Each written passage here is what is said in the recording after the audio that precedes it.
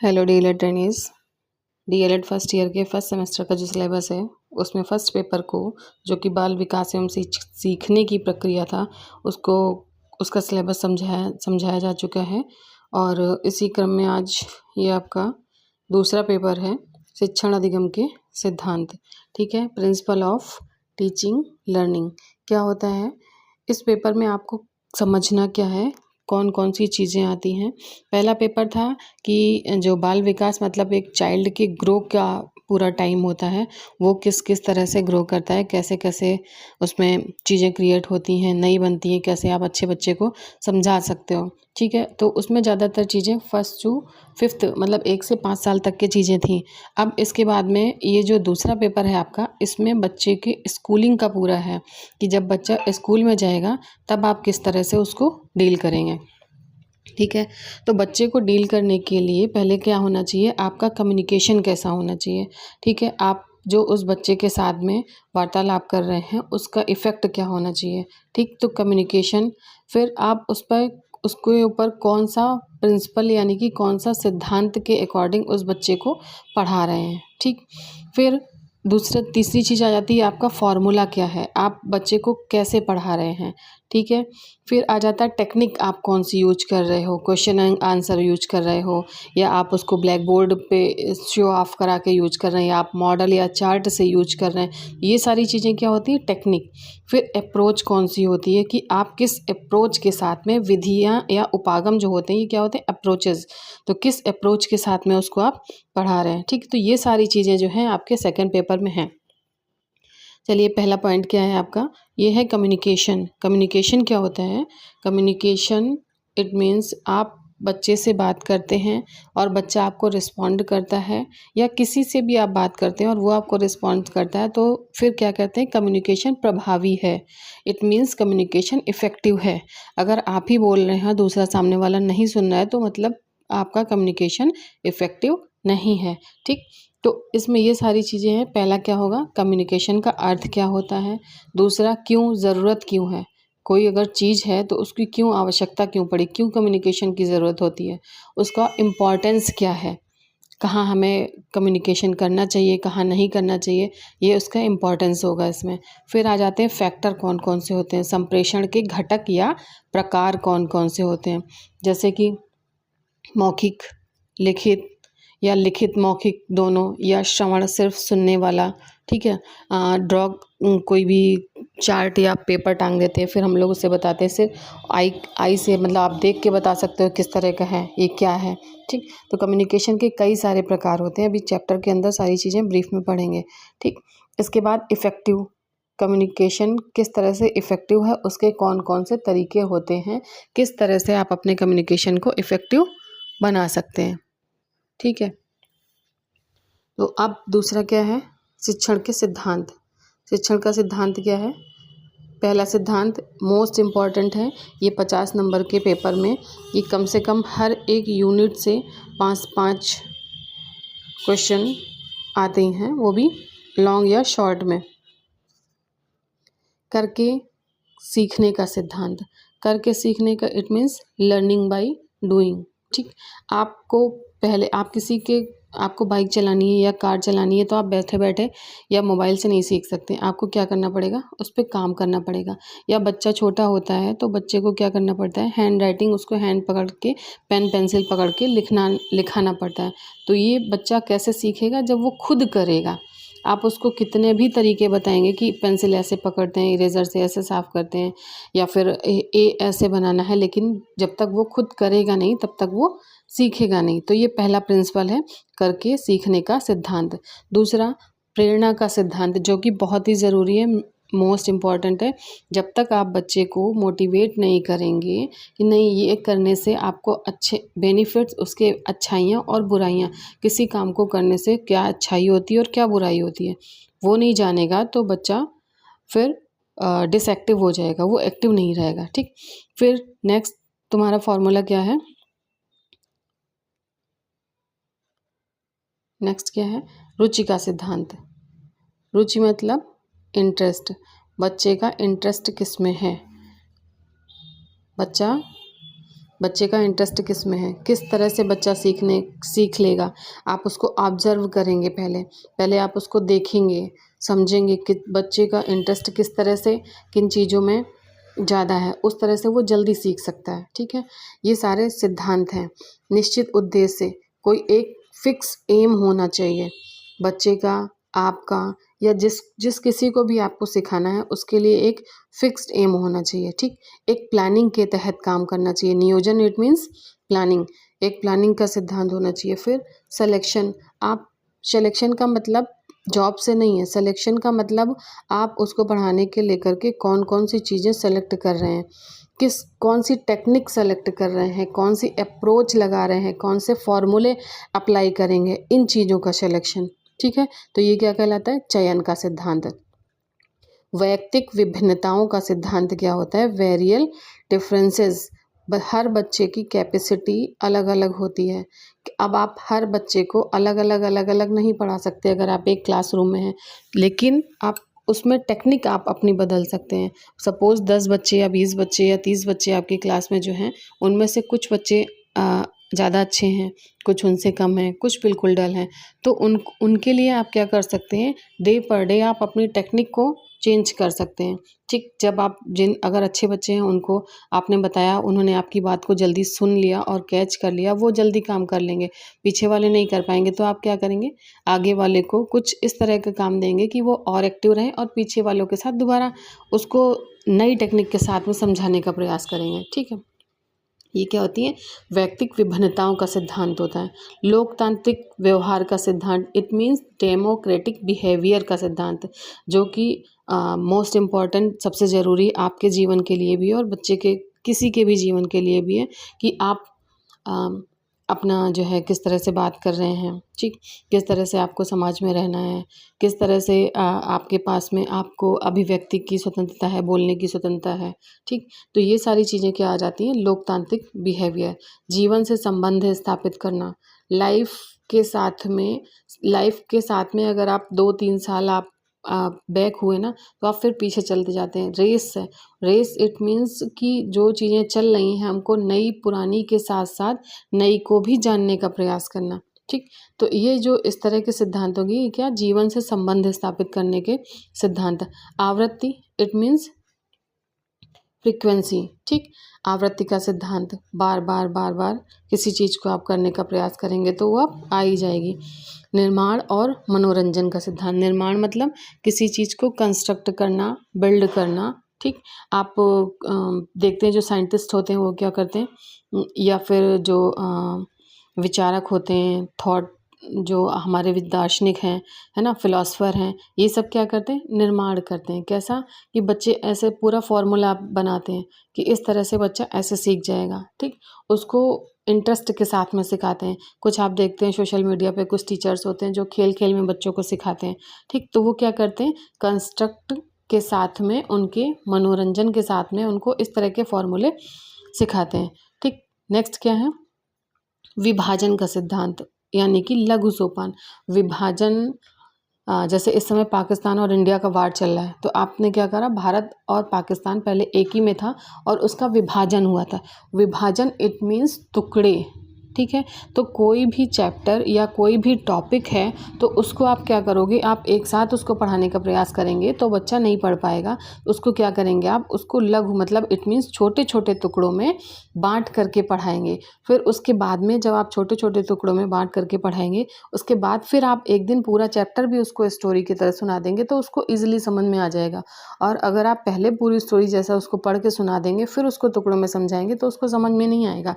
ये क्या कहलाता है, लघु सोपानों का लघु सोपान। ठीक है, इसी तरह से नेक्स्ट, शिक्षण के सूत्र क्या होते हैं, सरल से जटिल की ओर। ठीक, कोई इजी चीज़ है, कोई किसी आप बच्चे से कहेंगे कि आप टेक्नोमेट्री की थ्योरम याद कर लीजिए, जो भी है टेबल याद कर लीजिए, तो वो नहीं याद कर पाए, क्योंकि उसको साइन कॉस थीटा ही नहीं पता होता है, तो वो कैसे याद कर पाएगा। ठीक, या आप सेकंड या थर्ड का बच्चा होगा, उसको आप कहेंगे कि जो है पूरा वो बनाए, ट्रिग्नोमेट्रिकल कोण बनाए। ठीक, तो वो क्या बच्चा बना पाएगा? नहीं बना पाएगा। पहले उसको क्या करेंगे, सर्कल सिखाएंगे, उसको रेक्टेंगल सिखाएंगे, उसको स्क्वायर सिखाएंगे। इट मीन्स जो चीज़ें ईजी हैं, ईजी टू हार्ड, मतलब सरल से जटिल की ओर उसको ले जाएंगे। ठीक है, इसी तरह से दूसरा क्या है, शिक्षण सूत्र। ये मोस्ट इंपॉर्टेंट शिक्षण सूत्र है, इनमें से आते ही आते हैं आपके क्वेश्चन। ज्ञात से अज्ञात की ओर, मतलब जो बच्चा जानता है उससे चीज़ों को आप वहाँ तक उसको ले जाएंगे। जैसे बच्चे ने अपने घरों में जो चीज़ें देखी, जैसे आप उसको पढ़ा देंगे हर्ब क्या होता है, श्रब क्या होता है, और ट्रंक क्या होता है, तो वो बच्चा नहीं समझ पाएगा। आप उसको उसको जो उसके जो आसपास की चीज़ें पहले बताएं। आपने अपने घर में पुदीना देखा है, या तुलसी का पेड़ है, या नीम का पेड़ है, तो आप उसको क्या करेंगे, पहले उसको प्लांट के बारे में, जो उसको चीज़ें आसपास हैं उनके बारे में उसको बताएंगे। उसके बाद उसको अज्ञात की ओर, मतलब नई चीज़ की ओर ले जाएंगे।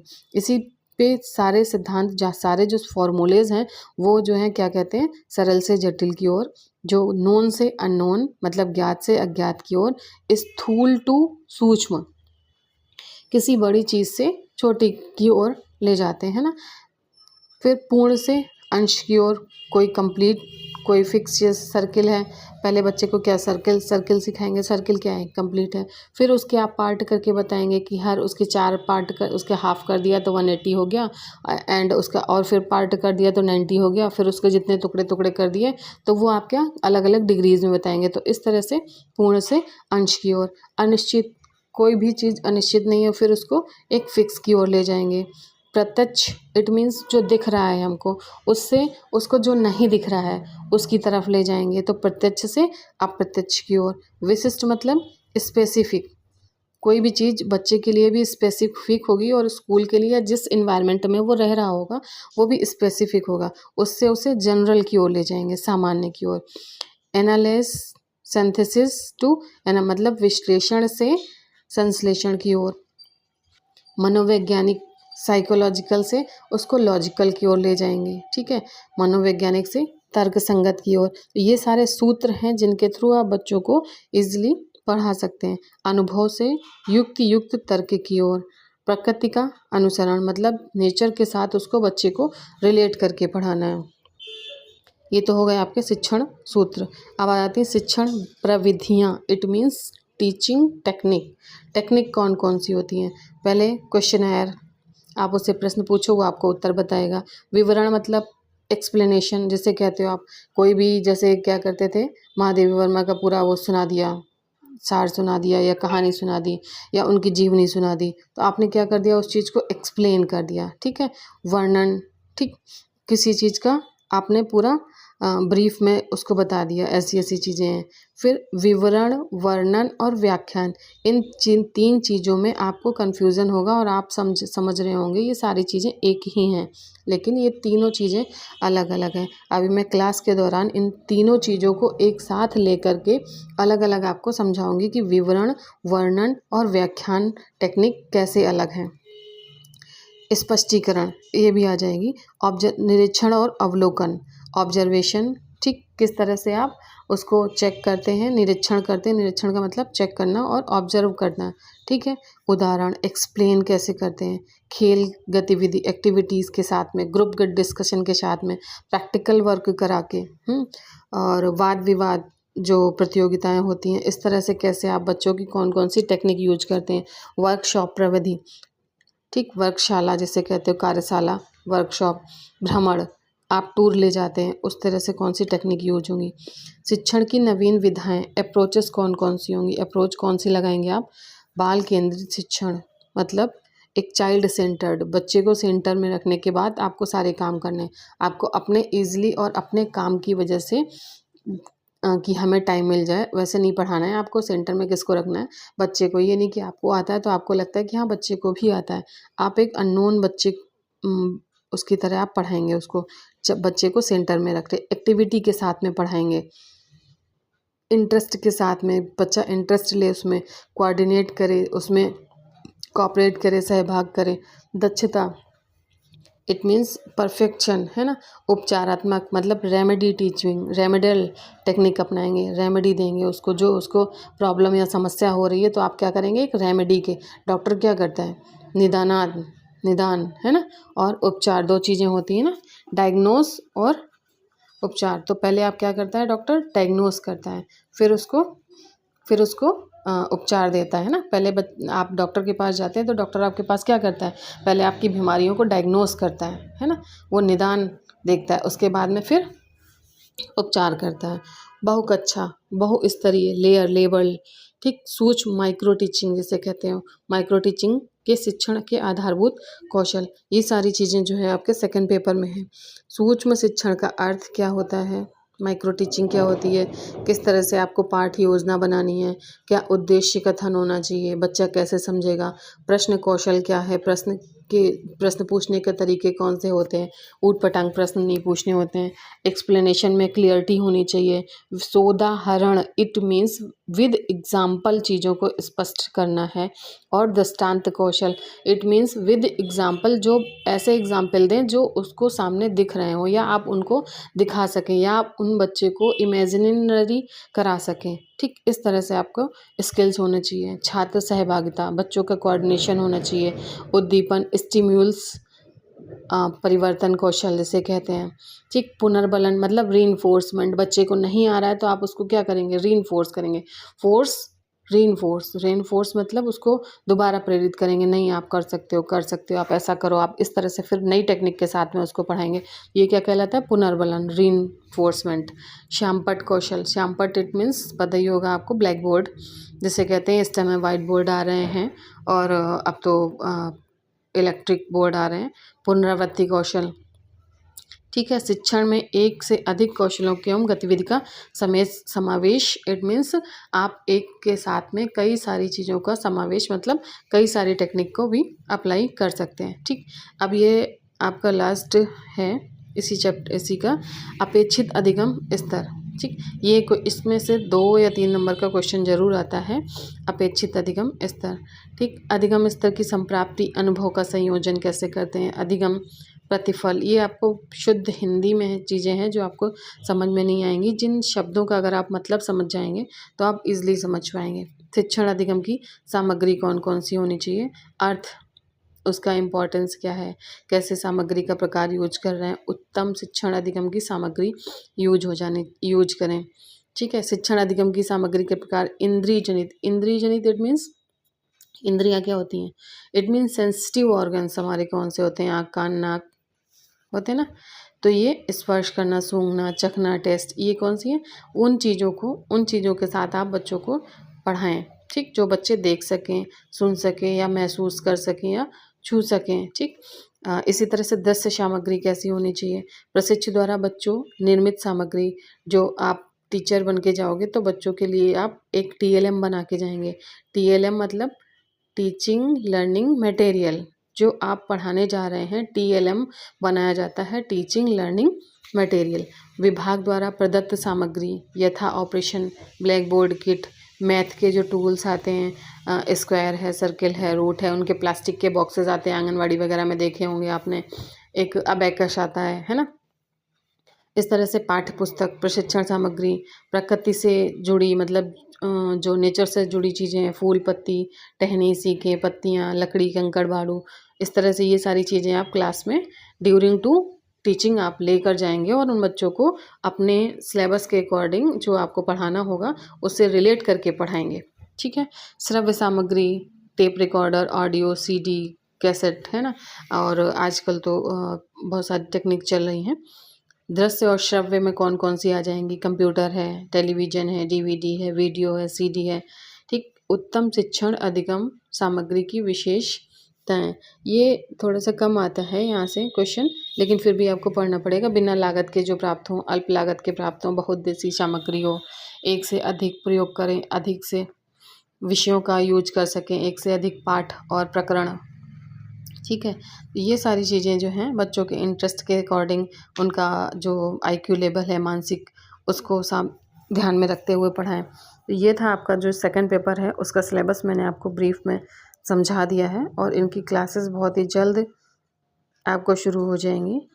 नेक्स्ट वीडियो में आपको विज्ञान का सिलेबस आपके साथ डिस्कस करते हैं। चैनल को लाइक और सब्सक्राइब करें।